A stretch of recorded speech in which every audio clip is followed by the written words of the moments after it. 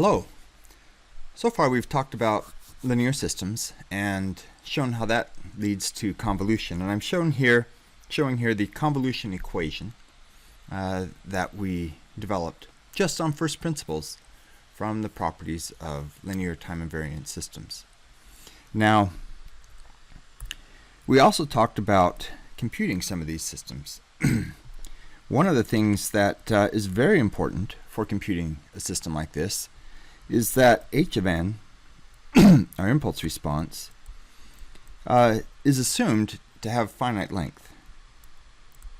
Now, there's nothing in the theory that says it couldn't be infinitely long. In fact, it certainly can. But once it gets infinitely long, it takes a lot to compute. We're not sure how much. No one's ever finished adding up an infinite number of things. So we assume that h of n is finite in length.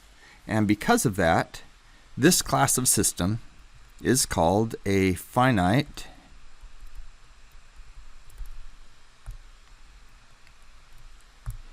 impulse response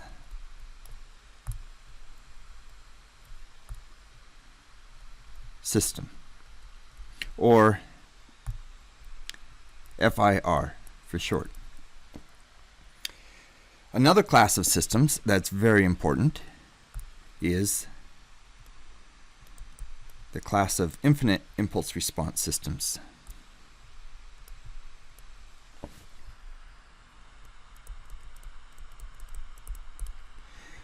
Now, one of the things I guess that's important to note is that infinite in this case does not refer to the magnitude or anything else other than the fact that it's infinitely long. So that refers to length. Now, infinite impulse response systems tend to come from recursive systems.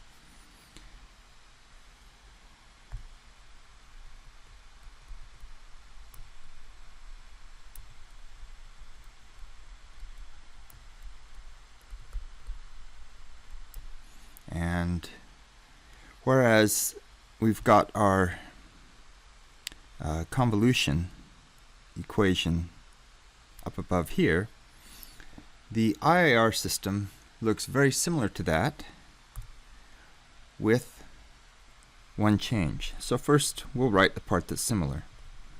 K, x of k, and we're going to use something different.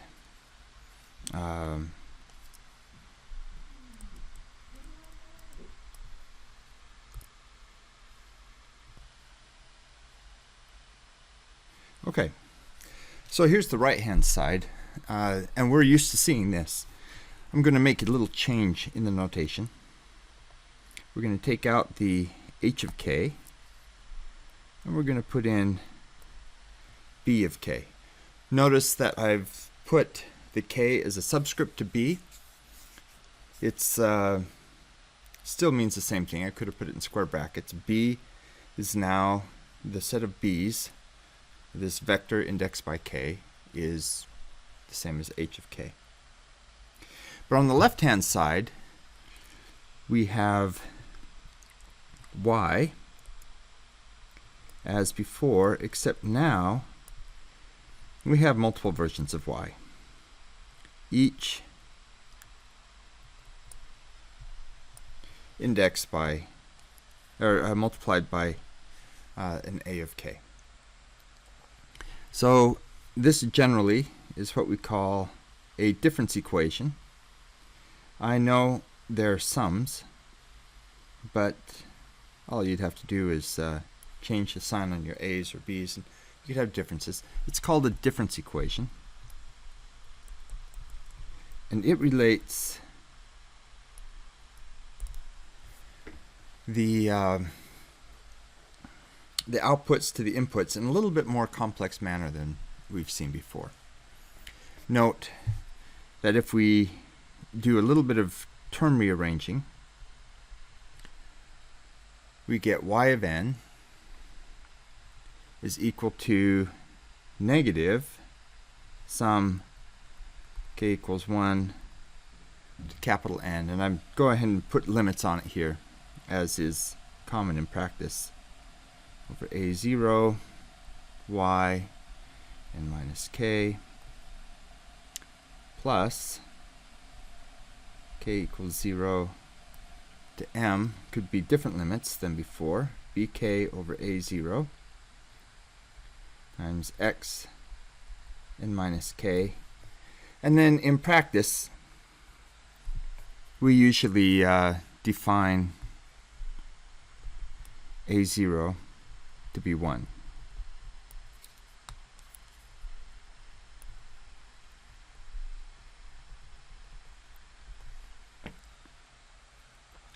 Okay. So now we're back to calculating simple output, but we, in addition to doing the convolution, which is represented over on the right, we have this feedback term where we feed back in previous outputs scaled and add them together. So, in one last representation, let's take what we've learned, and we have y of n is equal to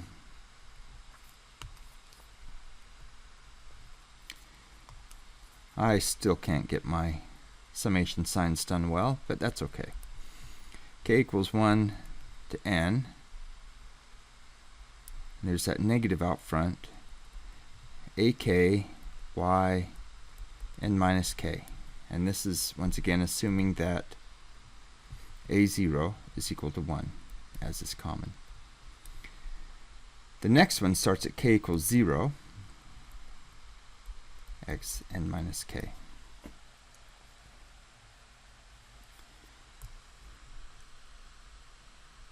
So this is the form that we typically see.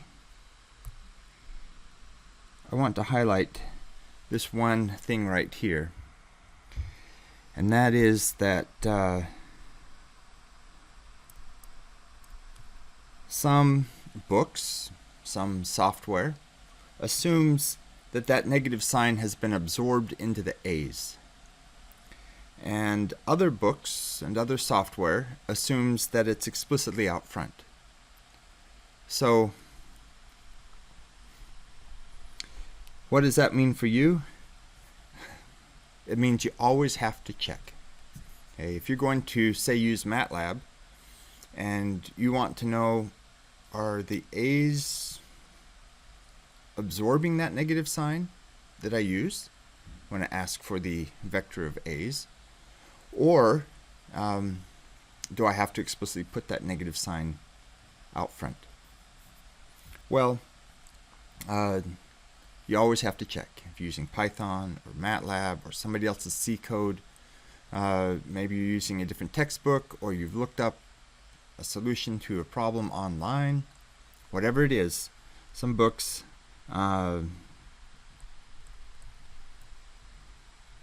absorb this into the AKs. Also, some software. Always check. I wish there was a better answer. It's kind of like what would happen if somebody defined electrons to have negative charge and somebody else defined them to have positive charge, and you never knew exactly how they had done it until later on. Well, let's go through one IIR filter example. In this case, we have a very simple IIR filter,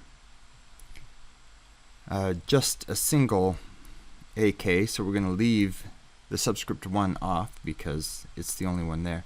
And same for the B's. B0s are only B. And there we go. So we can represent graphically what's going on here.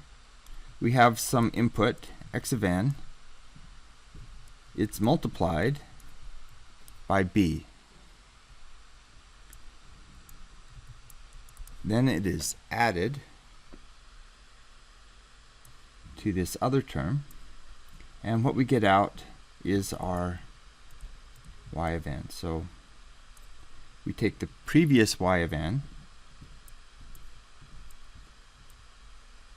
we go through a delay, we multiply by a, and that's what we add in to the other term.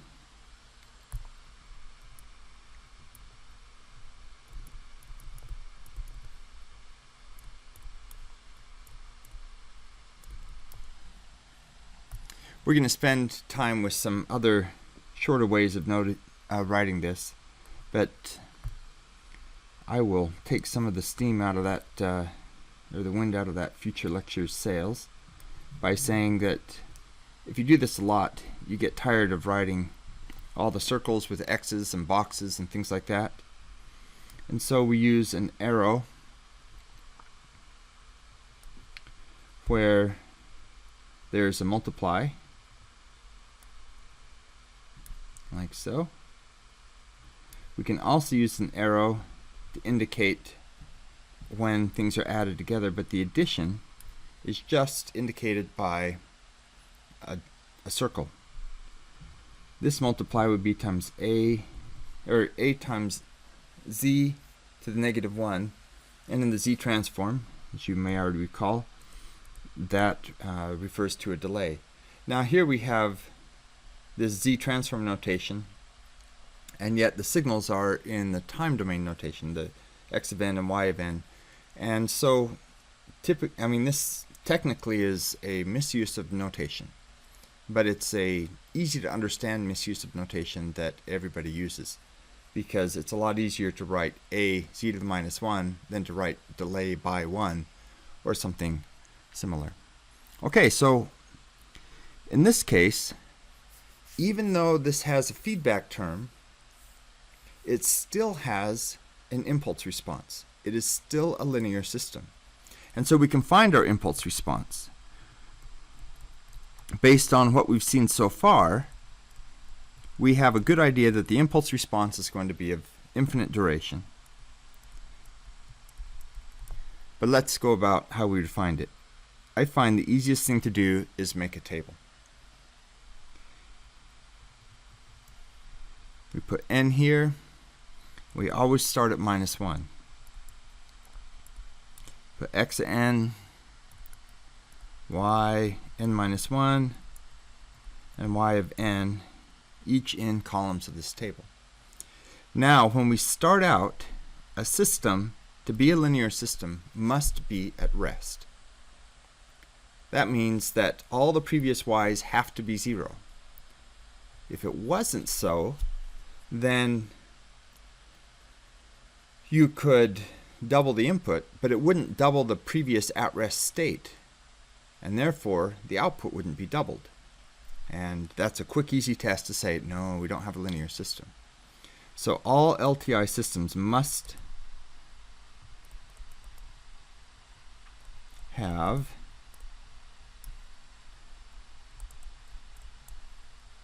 zero initial conditions.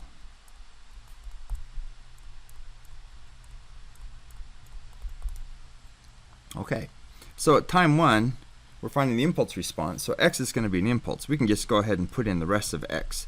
We know what it's going to be from here on out. I'm sorry, that's at time 0. Time 1, 2, 3, 4, and so on. So y of n minus 1 is still 0 at this point. But y is going to be b times x, which will be 1. So now we can throw this down here because that becomes a previous time. So what happens now? Well, the output y will be a times y of n minus 1 plus b times 0. So there we are. ab comes down here. We multiply y of n minus 1 by a again, And now it becomes pretty easy to see this pattern emerge. Notice that n and that power are all the same, so it's pretty easy to see that h of n is going to be a to the n times b, but only when n is non-negative. So we multiply it by u of n, which causes everything else to go to 0, all the negative values to go to 0. And if we plot this, this first sample is b, and then it will decrease exponentially, provided that a is less than 1 and greater than 0. What happens if a is, say, negative 0.5? It will also exponentially decrease, but it will flip signs, alternate signs as it goes.